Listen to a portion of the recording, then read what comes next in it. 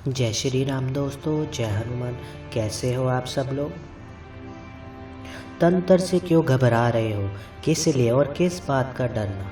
अगर कोई तंत्र आप पर कर रहा है बार बार तो हनुमान जी के भगत हो तो आपको बिल्कुल भी कभी भी घबराना नहीं चाहिए। अब आप बोलोगे कि गुरु जी ये क्या बोल रहे हो? जिसके घर में तंत्र हुआ होता है असली स्थिति तो वही जान सकता है, उसके परिवार के साथ जो बीती होती है। तभी तो कह रहा हूँ घबराना नहीं है आपको, तभी कह रहा हूँ कि घबराना नहीं चाहिए, क्योंकि हनुमान जी के भगत पे अगर तंत्र होता है तो शुरुआती समय जो होता है पीड़ाग्रस्त जरूर हो सकता है। अगर आप हनुमान जी के भगत नहीं हो तो आज से ही आप हनुमान जी को अपना इष्ट देव धारण कर लीजिए। आज से ही आप हनुमान जी को अपना दादा हनुमान जी या दादा बना लीजिए या अपने गुरुदेव बना लीजिए या कुछ भी, क्योंकि धरती की जागृत शक्ति है। आज मैं आपको बताऊंगा कि तंत्र का किस प्रकार से खंड कर देते हैं हनुमान जी महाराज। अगर बड़े से बड़ा तंत्र अगर आपके परिवार पे हुआ है, बड़े से बड़ी विद्या आपके परिवार पर हुई है, तो एक बात याद रखना, आप हनुमान जी का इस स्वरूप को तो देखते हो, ये स्वरूप तो सात्विक है, लेकिन हनुमान जी के ऐसे ऐसे स्वरूपों को आप बिल्कुल नहीं जानते कि आपको पता है कि हनुमान जी का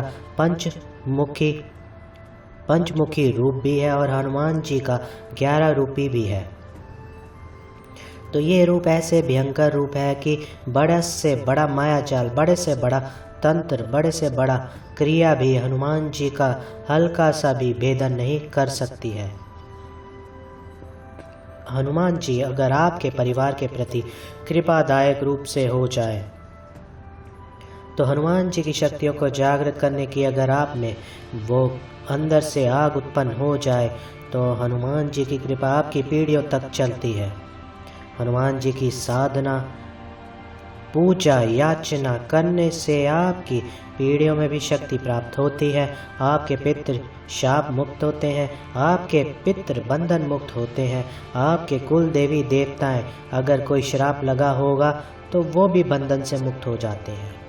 ऐसा क्यों होता है जानिए, मैं आपको बताता हूँ ऐसा क्यों होता है। आइए जानिए, इस बात में पूरा यकीन हो जाएगा आपको, क्योंकि आप उस समय का समय याद रखिए। आपको मैं एक ऐसा उपाय भी देकर जाऊंगा कि बड़े से बड़ा तंत्र करने वाला व्यक्ति भी आपका वेदन नहीं कर पाएगा, क्योंकि आप हनुमान जी के रूप के, हनुमान जी के पंचमुखी रूप के, हनुमान जी के 11 स्वरूप के दीवाने हो और उनकी भक्ति करते हो। तो आज मैं आपको बताता हूँ कि ऐसा क्यों हुआ है। क्योंकि आप सोचते हैं कि महाभारत के युद्ध में हनुमान जी का कितना बड़ा रोल था और अर्जुन के रथ पर जब साक्षात श्री हरि विष्णु आपने देखा कि भगवान राम का अवतार लेकर, तब भी हनुमान जी ने साथ दिया। श्री कृष्ण का अवतार लिया तब भी हनुमान जी उनके साथ ही थे, रथ पर विराजमान किया।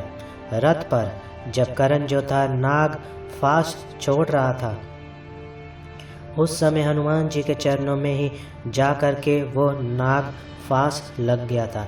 तब भी 1% का जो वह विषैला तीर अर्जुन का इतना सा भी बाल बांका नहीं कर पाया, क्योंकि जगत की कृपा जो थी अर्जुन के साथ थी। और हनुमान जी को जब महाभारत का युद्ध प्रारंभ हो रहा था, उस समय जब भगवान श्री कृष्ण ने कहा कि अर्जुन एक कमी रह गई है, बेशक तुम्हारे पास तुम 5 पांडव हो लेकिन कोई वीर योद्धा नहीं है, लेकिन इस कलयुग में और द्वापर युग में जिनका चारों युग में प्रताप है, ऐसी शक्ति को बुलाना बहुत जरूरी है।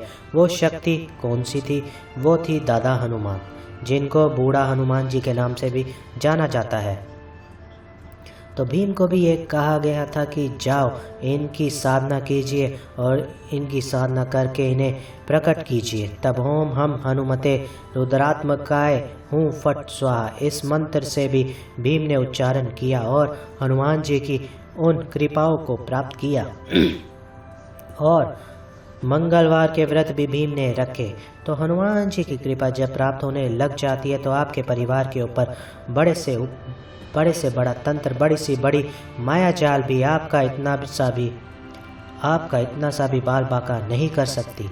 अगर आप हनुमान जी के भगत हो तो आपको बिल्कुल भी घबराने की आवश्यकता नहीं है, क्योंकि माँ दुर्गा के प्रथम सेनापति हनुमान जी महाराज है। माँ कालका के प्रथम सेनापति भी हनुमान जी महाराज है और हनुमान जी महाराज हर शक्ति के साथ है और कोई भी कलयुग के जागृत देवता है वो। अगर कलयुग में बड़ी से बड़ी कोई शक्ति है तो हनुमान जी की कृपा है। हनुमान जी की कृपा अगर आप प्राप्त कर लेते हो तो माँ दुर्गा की कृपा भी आप प्राप्त कर सकते हो और भगवान राम और माता जानकी की कृपा भी आपको प्राप्त होती है। अब आपको मैं बताता हूँ कि किस प्रकार से आपको कार्य करना है। अगर आपको लगता है, आपको संदेह आपके घर में कोई तंत्र किसी ने कर दिया है, पहली बात तो तंत्र अधिक से ज़्यादा उसके घर में पनपता है जिसके घर में दादा हनुमान जी की पूजा नहीं हो रही होती है। उसके बाद ऐसे व्यक्ति के घर में अगर तंत्र लग चुका है और अभी आप वीडियो इसको देख रहे हो, अगर आप अभी इस वीडियो को आप देख रहे हो और हनुमान जी की अभी से अभी आपको पूजा स्टार्ट करनी है, आपको घबराने की आवश्यकता नहीं है।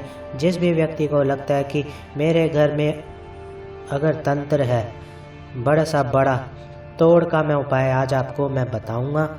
आपने क्या करना है, 3 तेज पत्ते लेने हैं, 3 पीपल के पत्ते लेने हैं, 3 तेज पत्ते, ठीक है, जो मसाले में डलते हैं, और 3 पीपल के पत्ते और 3 पान के पत्ते।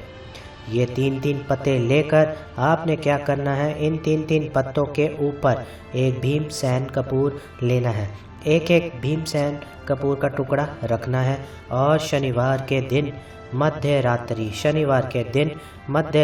जब मध्य रात्रि का मतलब ये होता है कि 12 बजे के बाद 2:30-3 बजे के बीच में, इस समय अगर आप इस कार्य को करते हो तो ये एक तंत्र होता है जिसके कारण अगर आपके ऊपर तंत्र किया होगा या कोई भी काली विद्या करी होगी तो उसकी काट हो जाती है।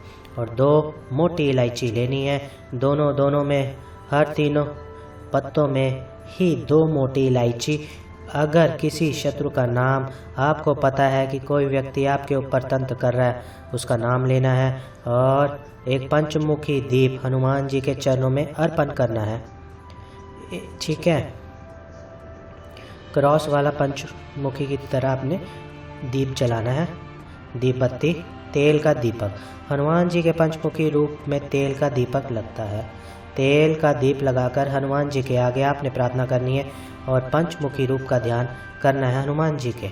और बजरंग बाण एक ऐसा बाण है जो शत्रु का दमन कर देता है, शत्रु का स्तंभन कर देता है। और शत्रु कितना भी बलशाली क्यों ना हो, कितना भी ताकतवर क्यों ना हो, अगर आपके परिवार के ऊपर घात लगाकर बैठा हो या गंदी निगाह रखकर बैठा हो तो वो आपका कुछ नहीं कर पाएगा। जब आप हनुमान जी के पंचमुखी रूप को धारण कर लोगे, उनकी कृपा को प्राप्त कर लोगे, उनकी तरंगों को प्राप्त कर लोगे।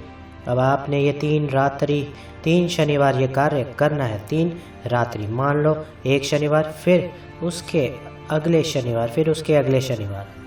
बजरंग बाण के 11 पाठ आपने करने हैं और वो एक भोग को प्रज्वलित करना है।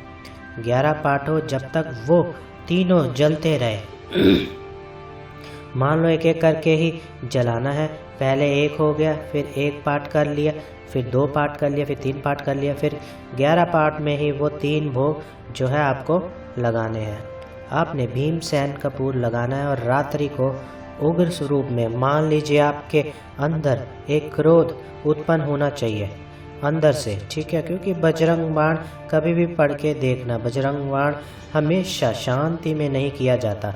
वो बजरंग बाण वो पाठ है जब एक बाण का जो अंत एक ही चीज़ की अति हो जाती है, कोई व्यक्ति आपके परिवार के प्रति गलत प्रकार की प्रक्रिया रख के बैठा है, अवधि हो गई है, हे हनुमान जी महाराज मुझे आपका बजरंग बाण करना ही पड़ा, बेशक इसमें आपको सौगंध प्रभु श्री राम की दी हो, लेकिन मैं दुष्ट आत्माओं के लिए सौगंध दे रहा हूँ कि गलत क्रिया करने वालों के लिए सौगंध दे रहा हूँ, भूत पिशाच के लिए सौगंध दे रहा हूँ। हे प्रभु, मेरी खुद की इसमें कोई मंशा नहीं है और मैं अपने परिवार की रक्षा करना मेरा ही उतना नैतिक फ़र्ज है, लेकिन प्रभु भगत की रक्षा करना भी आपका कलयुग में फ़र्ज है। जो राम नाम का ध्यान करता है,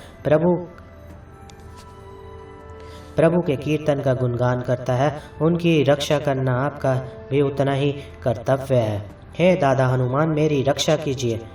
3 शनिवार ये कार्य कर दीजिए और उसके बाद जब वह बचा हुआ कार्य जो आपका भोग होता है, वो बचा हुआ उसको आपने कहीं ना कहीं एक पीपल की जड़ में जा कर के दबा देना है। उस शत्रु का नाम लेकर, जिस शत्रु ने आपके ऊपर ये किस दिन करना है पीपल की जड़ में, ये आपने करना है मंगलवार के दिन। ज़्यादा नहीं खोदना, थोड़ा सा खोद करके बस रखना है, ठीक है, कोई दिक्कत नहीं है। खोदने की भी कोई आवश्यकता नहीं है, पीछे मुड़ करके मत देखना। इस प्रकार का किया हुआ कार्य जब आपके परिवार में, लेकिन एक बात और मैं बताने वाला हूँ कि जब आप इस सारे सामान को जब आप लपेटोगे तो अपने पूरे परिवार के ऊपर से 7 बार मारना है। परिवार का कोई भी सदस्य बचना नहीं चाहिए। 10 रुपये की दरखास्त हनुमान जी की साथ में लेना। आपके परिवार के ऊपर तंत्र किया गया हो, माँ चंडी किया गया हो या कोई स्तंभन किया गया हो, उच्चाटन किया गया हो, कुछ भी किया गया हो, इस प्रक्रिया के द्वारा आपके घर का रक्षक कवच स्थापित हो जाएगा और आपके परिवार के ऊपर कोई भी कुछ नहीं करेगा, क्योंकि हनुमान जी के भगत को डरने की आवश्यकता नहीं है, सिर्फ सचेत होने की आवश्यकता है, क्योंकि बुद्धि और विवेक के सागर है दादा हनुमान। इसलिए आपको बुद्धि और विवेक से अपना कार्य लेना चाहिए। घबराओ मत, तंत्र कोई इतना बड़ा नहीं है, तंत्र भलाई के लिए भी किया जाता है, लेकिन कुछ लोग जो है तंत्र को सहारा ले करके किसी का गलत करने की ज़रूरत लंबे समय से नहीं करते हो। आप हनुमान जी की पूजा कर रहे हो, आपके कुटुंब पर कृपा बरसेगी। और जो तंत्र किसी का नुकसान करता है, गलत करता है, और कभी भी ताली हमेशा 2 हाथों से नहीं बजती, ये 2 हाथों से ज़रूर बजती है, बट 1 हाथ से नहीं बजती है। तो याद रखना, अगर कोई व्यक्ति तंत्र कर रहा है तो आपकी भी कोई ना कोई त्रुटि होगी। अगर आप ऐसी त्रुटि करो ही ना, तो कोई व्यक्ति आपके ऊपर गलत प्रकार की सोच करे ही ना। तो बोलिए जय श्री राम दोस्तों, जय हनुमान।